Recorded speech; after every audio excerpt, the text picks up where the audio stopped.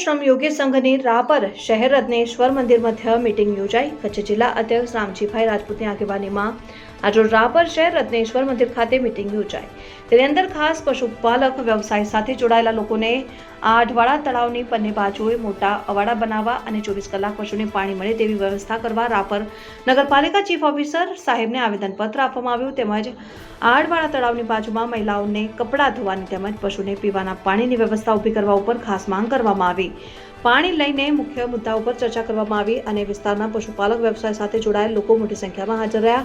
ન્યાય નહીં મળે તો ઉચ્ચ કક્ષાએ રજૂઆત કરશું તેમજ ના છૂટકે ગાંધી ચિંતા માર્ગે જવાની ફરજ પડશે।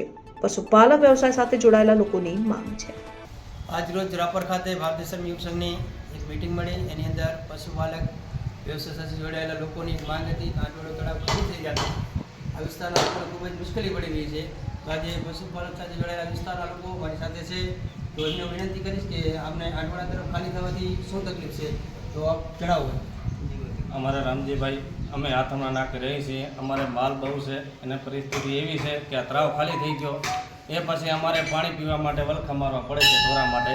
તો અમારે સાહેબશ્રીને એટલી જ વિનંતી છે કે બેને સાઈડ અવાડા બનાવી આપે અને પાણીની વ્યવસ્થા કરી આપે। 24 કલાક અમારે અહીંયા પાણી ચાલુ રહે એટલા માટે અમારા ઢોરાને અમે અહીંયા પાણી પાઈ શકીએ।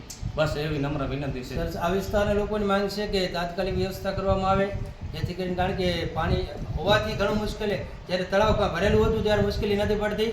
તો જે અમુક કામો જે થઈ રહ્યા છે તો રાપર ચીફ ઓફિસરની ટીમને પણ આભાર વ્યક્ત કરશું। અનેક કામો થાય છે એની સાથે સાથે આ પશુપાલક સાથે જોડાયેલા લોકોનું તાત્કાલિક કામ થાય એવી આશા રાખીએ છીએ। જય હિન્દ, જય ભારત, જય જય ગુજરાત।